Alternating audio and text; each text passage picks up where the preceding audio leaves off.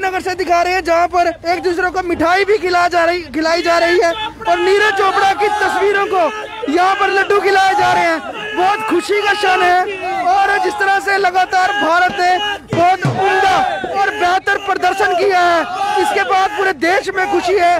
प्रधानमंत्री, राष्ट्रपति, खेल मंत्री, सूबेदार नीरज चोपड़ा जो कि सेना में सूबेदार की ओहदे पर जो है वो कार्यरत है और हर जगह से इस समय बधाई उनको चल रही है।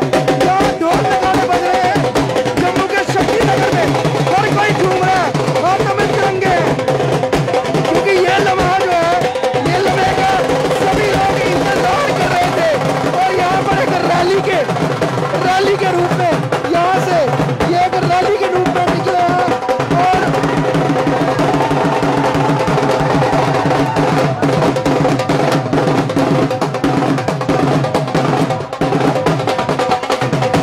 आगे की तरफ बढ़ते हुए, बधाइयां लेते हुए, साफ तौर पर हर किसी को इंतजार था और नीरज चोपड़ा ने जैवलिन थ्रो यानी कि भाला, जब भाला फेंकते हैं उसमें यह इतिहास रचा है। हर कोई खुश है, हर कोई जश्न मना रहा है इस समय। और सबसे बड़ी बात, भारत ने पहला गोल्ड मेडल जीता है टोक्यो ओलंपिक्स में और यहाँ पर नीरज चोपड़ा जिंदाबाद के नारे लग रहे हैं। हालांकि यहाँ पर बोलना भी मुश्किल हो रहा है, जिस तरह से ढोल नगाड़े बज रहे हैं, सभी लोग यहाँ पर नाच गा रहे हैं, खुशी मना रहे हैं। और यहाँ पर हम इनसे बात करेंगे, यहाँ पर जिस तरह से गोल्ड की उम्मीद की गई थी, नीरज चोपड़ा ने देश का गौरव बढ़ाया है, गोल्ड मेडल जीता है, कैसा लग रहा है? देखिए, आज देश के लिए बहुत खुशी का दिन है कि एथलेटिक्स में भारत ने पहली बार गोल्ड जीता है। जब से ओलंपिक शुरू हुए एथलेटिक्स में आज तक भारत को कोई गोल्ड नहीं था। आज पहली बार एथलेटिक्स में जो है भारत ने गोल्ड जीता है। हरियाणा निवासी नीरज चोपड़ा ने यह गौरव पहले हासिल किया है। वो वर्ल्ड चैंपियन भी था, जूनियर वर्ल्ड चैंपियन भी रहा और उसने 87 पॉइंट कुछ बाला फेंक कर, जिसको जेवलिन थ्रो बोलते हैं, जेवलिन थ्रो करके उसने भारत के लिए पहला गोल्ड। यह भारत के लिए खुशी का समय इसलिए भी है कि आज उस समय जो है तिरंगा सबसे ऊंचा लहराया गया और राष्ट्रीय गान गाया गया।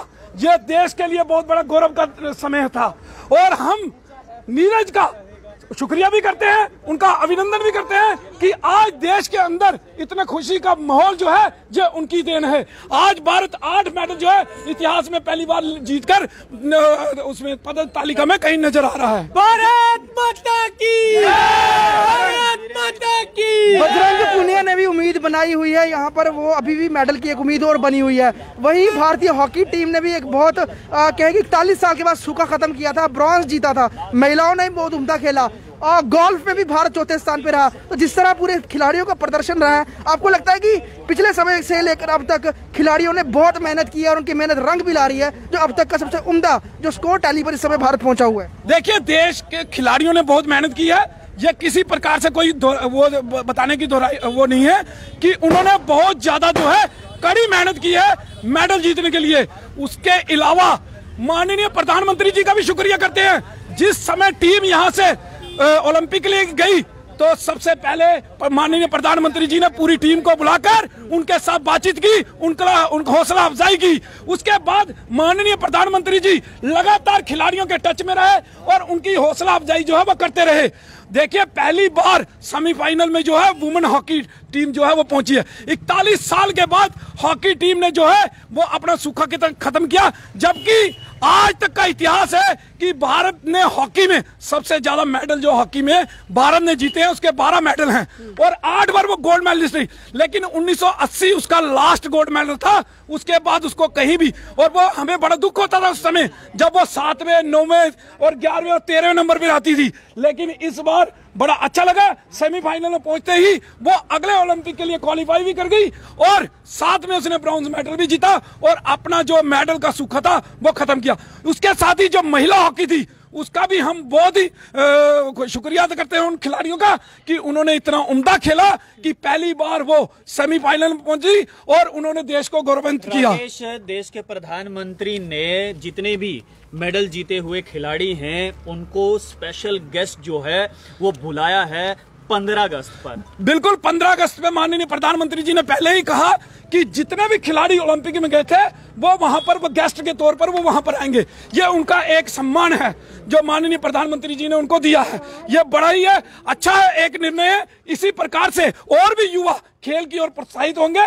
देखिए इस बार जो है हमारी थोड़ी थोड़ी चूक रह गई, नहीं तो हम जो पदक तालिका है उसमें हम बहुत ऊपर चले जाते, शायद चीन जापान जैसे देशों के नीचे आते, जिस प्रकार से हमारे खिलाड़ी चुके हैं। लेकिन हमें लगता है कि आने वाले जो 2023 या 24 में जो ओलंपिक होने हैं उसमें हमें लगता है कि भारत इससे भी बहुत ज्यादा बेहतर जो है वो करेगा। राकेश, भारतीय हॉकी महिला टीम से जब देश के प्रधानमंत्री बात कर रहे थे तो हम सब ने वो वीडियो भी देखा, शायद आपने भी देखा होगा, भावुक हो गई थी महिला हॉकी टीम और देश के प्रधानमंत्री ने कहा कि रोइए मत, देश को गर्व है आपको। देखिए वो वीडियो हमने देखी, वो उनको हौसला अफजाई करते हुए माननीय प्रधानमंत्री जी ने कहा कि आप रोइए नहीं, मुझे आवाज आ रही है कि आप लोग सभी रो रहे हैं, जबकि वो तो कॉल कर रहे थे ना, लेकिन उनको उसमें ही सुनाई दे रहा है कि उनकी सिसकियां जो थी वो उनको सुनाई दी और उन्होंने कहा कि मुझे पता लग रहा है फोन के जरिए कि आप लोग रो रहे, आप रोइए नहीं, आपने देश को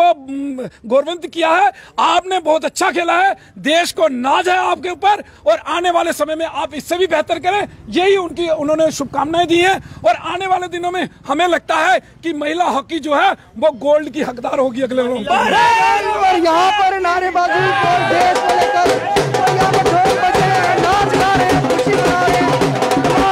और सबसे बड़ी बात, जम्मू से